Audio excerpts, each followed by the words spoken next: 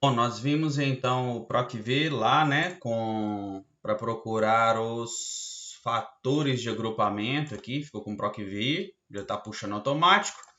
Agora nós já sabemos os valores das correntes corrigidas aqui, né, porque a planilha também já calculou automaticamente. Agora a gente tem que fazer o dimensionamento dos cabos e disjuntores. Vamos fazer dos cabos primeiro. Tá essa lista aqui que vocês fizeram, né? Vocês importaram lá da 5410. A gente vai mudar um pouquinho a estrutura dessa tabela. A gente vai fazer o seguinte. A gente vai selecionei a coluna toda, dei um Ctrl X, né? Para recortar. Cliquei com o botão direito e inserir células recortadas. Coloquei os cabos aqui no final. Vocês vão entender por quê. Vou clicar aqui e vou adicionar mais uma coluna. Aqui, gente, a nossa lógica é a seguinte. Se eu tiver um valor de corrente entre 0 e 9, a gente tem que adicionar um cabo de... A gente tem que utilizar um cabo de meio milímetro quadrado. Então, para o valor maior do que 9, 9,1, por exemplo, até 11, a gente utiliza um cabo de 0,75. Para um cabo de 11,00001, ou seja, maior do que 11 até 14, a gente tem que utilizar um cabo de 1 milímetro quadrado. Dessa vez, então, nós estamos falando de valores de correntes que devem estar dentro de uma faixa.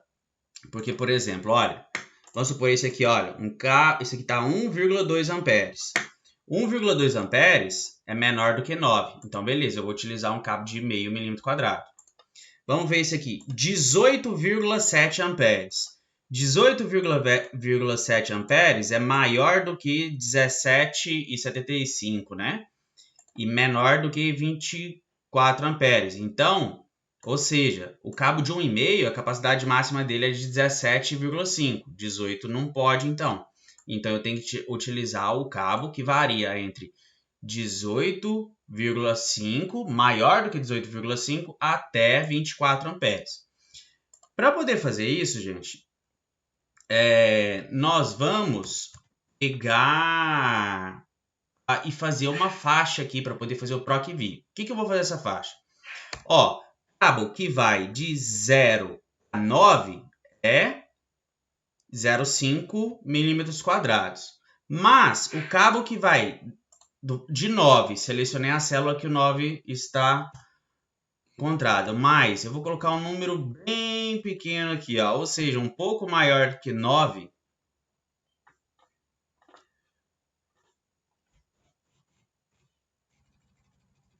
Deixa eu ver o que eu fiz errado. 0,00001. Então o que eu peguei e fiz, gente? Coloquei a faixa aqui, ó, de 0 a 9 é meio. Agora, de 9 mais, eu coloquei 9,00001, um tanto de 0,1. Até 11 é 0,75. Eu peguei e pus na fórmula aqui, vou puxar lá para baixo, porque ele já vai adicionar tudo automático para mim. Olha, então, de 9,00001 até 11, ou 0,75. Então, de 11 a 0,001 até 14, eu utilizo 1 milímetro. Então, aqui eu adicionei as faixas de corrente que o meu cabo pode trabalhar, tá? Deixa eu colocar aqui, valor de até. Isso aqui é em ampere. Talvez assim fique mais fácil de entender. Então, de 0 a 9, eu uso meio. De 9,001 até 11, eu uso 0,75. Então, eu fiz isso para poder fazer o meu PROC-V, porque dessa vez a gente vai ter que trabalhar com faixa de medição. Eu vou procurar por faixa e não vou procurar por valor exato. Não sei se vocês lembram, mas aqui, ó, nesse PROC-V de cá, eu estava procurando exatamente o valor 2 na tabela, que é do vídeo anterior. Então, aqui, gente, eu vou falar para Excel assim, Excel, igual PROC-V, né? Procure Valor procurado, que eu quero procurar, eu quero procurar por esse valor de corrente aqui, ó. Nesse caso é 1,25, já está preenchido. PROC-V, procure esse valor, ponto e vírgula, na matriz da tabela. Vou lá selecionar a matriz da tabela. Minha matriz de tabela é essa aqui, deixa eu selecionar o inicinho aqui também, ficar o cabeçalho. Nessa matriz de tabela, dessa vez eu vou até congelar ela aqui de uma vez, ó. Coloquei o cifrão, né? Aqui, a gente não tem perigo, né? Para congelar a tabela, sempre selecionar essa região da tabela. Então, olha, PROC-V, procure aquele valor nessa tabela. O valor que eu quero que você me volte, que ponto e vírgula, é o da coluna 3. Antes eram só 2 colunas. Dessa vez eu selecionei 3 colunas. Selecionei daqui até aqui, ó, de até e cabo. O valor que eu quero que você volte está na coluna 3. E dessa vez, PROC-V, você vai procurar por faixa. Você vai trabalhar com um arredondamento. Porque lá estava 1,25, alguma coisa assim. Eu utilizando essa função 1 aqui, eu coloco correspondência aproximada. Então, ele vai fazer a análise de faixa de 0 até 9. Ele vai verificar, por exemplo, 1,25 está em qual faixa? Está de 0 até 9, está de 9 até 11, está de 11 até 14. É esse tipo de análise que ele vai fazer. Vou fechar os parênteses e dar Enter. Então, olha só, ele já viu que ele procurou lá e falou assim, opa, 1,25 está entre 0 e 9. Então, o cabo que eu preciso é 0,5 milímetros quadrados. Se eu puxar para baixo agora, não vai dar o problema que deu da última vez, não, porque eu congelei a lista aqui, ó. Olha só, gente, aqui está N7, a lista D8, F32, que é a minha matriz aqui, ó, de D8 a F32. Tá? Então, como eu congelei, dessa vez não teve aquele erro, tá sempre D8, F32.